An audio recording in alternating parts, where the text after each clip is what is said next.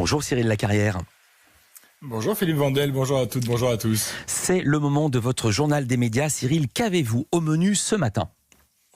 Ce matin, nous parlons des comptes de TF1 qui virent dans le rouge, des propositions du CSA pour remettre, je cite, du carburant dans le moteur, de France 4 qui garde sa blouse de prof à temps partiel, d'une première dame dans un palais confiné et de Snapchat qui lance une chaîne dédiée au coronavirus. Mais comme chaque jour, on débute par les audiences. Qu'est-ce que les Français ont regardé hier soir à la télévision ?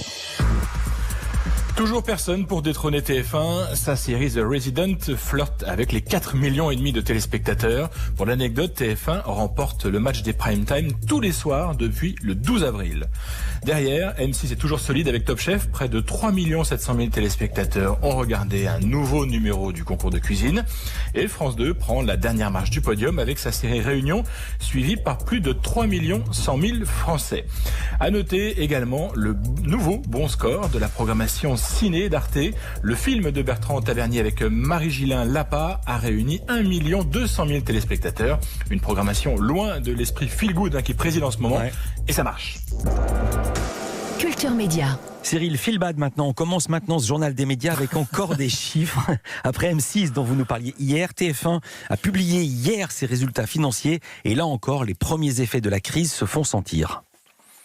Et comme pour M6, le groupe TF1 voit ses revenus publicitaires reculer de 9,7% au premier trimestre de l'année. Un recul assez net, mais là encore, qui ne concerne que le tout début du confinement, les comptes s'arrêtant en effet au 31 mars. Le plus dur est donc à venir pour TF1 comme pour tout le secteur.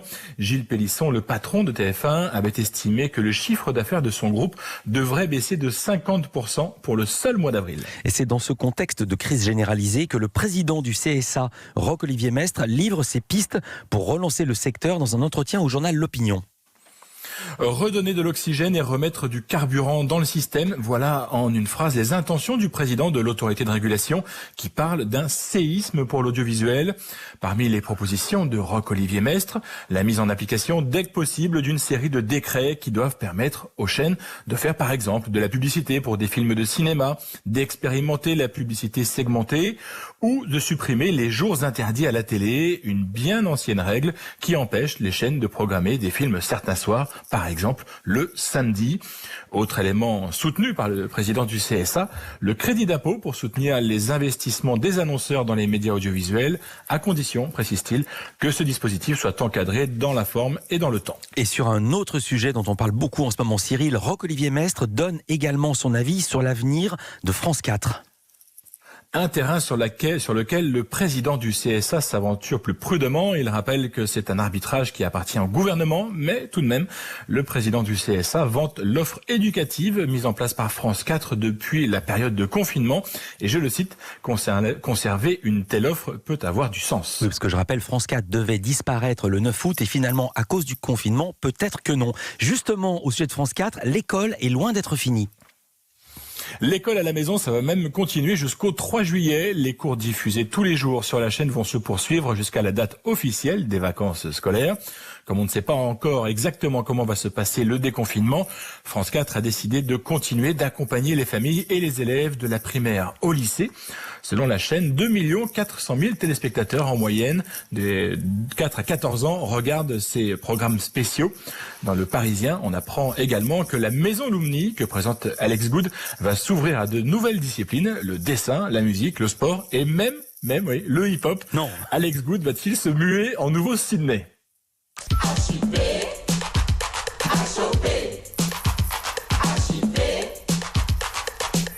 Oh là là. Voilà, c'est un clin d'œil à celles et ceux qui s'exerçaient au Smurf et au breakdance en regardant Sydney sur TF1 au milieu des années 80. C'était votre cas ? Oui, ça sent le jeune vécu. là quand même. Ça sent le vécu. Paris Match, Absolument. tout à fait autre chose. Paris Match consacre sa une de demain à Brigitte Macron. Les entretiens de la première dame avec la presse sont suffisamment rares pour qu'ils ne passent pas inaperçus. Cette semaine, Paris Match lui consacre 5 pages. Une rencontre entre Brigitte Macron et notre confrère Bruno Jeudi, le chef du service politique de l'hebdomadaire, qui s'est rendu à l'Élysée vendredi dernier. Et c'est aux coulisses de cette interview que je me suis intéressé. J'ai demandé notamment à Bruno Jeudi à quoi ressemble le palais de l'Élysée vide.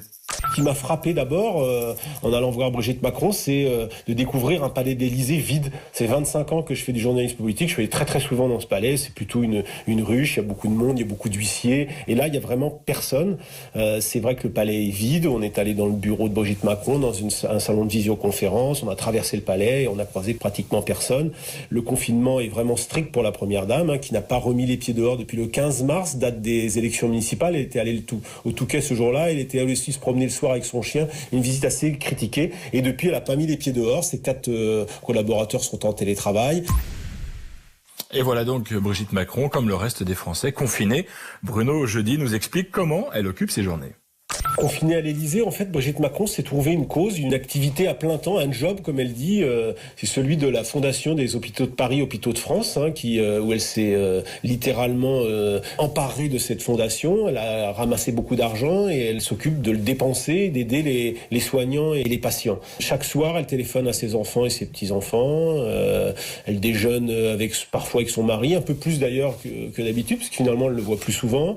Elle déjeune aussi avec Alexis Kohler, parfois avec Philippe Grandjean, qui est le conseiller spécial du président, mais elle dit au fond qu'elle voit plus trop la différence entre la semaine et les week-ends. Et surtout, elle se demande comment la vie d'après va redémarrer, cette vie de première dame, faite de protocoles, de visites, de voyages. Et en fait, elle a un peu abandonné toute cette vie. Alors, elle téléphone à quelques homologues, elle a eu Melania Trump notamment au téléphone, mais on sent bien qu'elle a trouvé, au moment de ce confinement, sa voie, qui est vraiment la fondation qu'elle est en train de transformer, qui devient l'objet principal de ses journées, et une cause pour laquelle elle veut poursuivre au-delà de la période de confinement. Les confidences de Brigitte Macron, c'est-à-dire cette semaine dans Paris Match. Snapchat lance une nouvelle chaîne pour les utilisateurs, chaîne dédiée à la crise sanitaire. Coronavirus Actualité, c'est le nom de cette nouvelle venue sur cet onglet Discover. Discover, c'est là où les médias partenaires de Snapchat publient leurs productions. On y trouve notamment Le Monde Brut, BFM TV et Europe 1. Et justement, l'intérêt de cette nouvelle chaîne, c'est de mettre en valeur l'information fiable. Emmanuel Durand, le PDG de Snapchat France, nous explique son ambition. L'objectif, c'est d'avoir un environnement qui soit le plus sécurisé possible, notamment compte tenu de la propension de certains réseaux à propager assez facilement des fausses informations. On l'a vu, cette crise, elle est particulièrement impactée par les théories complotistes et les infox. Et donc, en fait, il nous a paru important de participer à l'effort commun, on va dire, en assurant à nos utilisateurs une information de qualité vérifiée et qui leur permette, en fait, de savoir un peu mieux ce qu'il en est, en fait, de la situation. Snapchat, c'est une des applications préférées des jeunes à travers le monde et la France ne déroge pas à la règle. Alors forcément, on imagine que cela implique certaines responsabilités. On écoute la réponse du patron de Snapchat France. Je pense que, en tant qu'acteur qui a un impact sur la vie des gens dans leur quotidien le plus immédiat, et Snapchat est une application, c'est la première application utilisée par les 15-34 ans en France. On est la 3e application dans l'espace français et il y a effectivement cette prise en compte, on va dire, de la responsabilité que ça implique d'essayer d'avoir un impact positif sur la société. D'ailleurs, les sujets qui sont populaires et qui sont considérés comme importants par nos utilisateurs sont aussi profonds et ce sont à peu près les mêmes que ceux qui vont être traités aux 20h. Ce qui va dévier, c'est la manière dont ils vont être traités. Et donc, ce qu'offre Snapchat avec cette plateforme Discover à nos partenaires médias, c'est de comprendre en fait cette nouvelle grammaire, on va dire, de l'attention qui est induite par une consommation de contenu sur un appareil mobile principalement plutôt que devant un écran de télévision.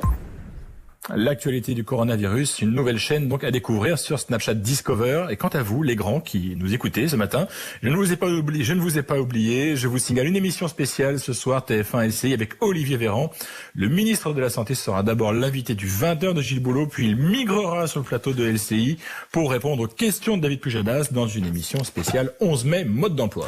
Merci beaucoup Cyril Lacarrière. On vous retrouve demain pour un nouveau journal des médias.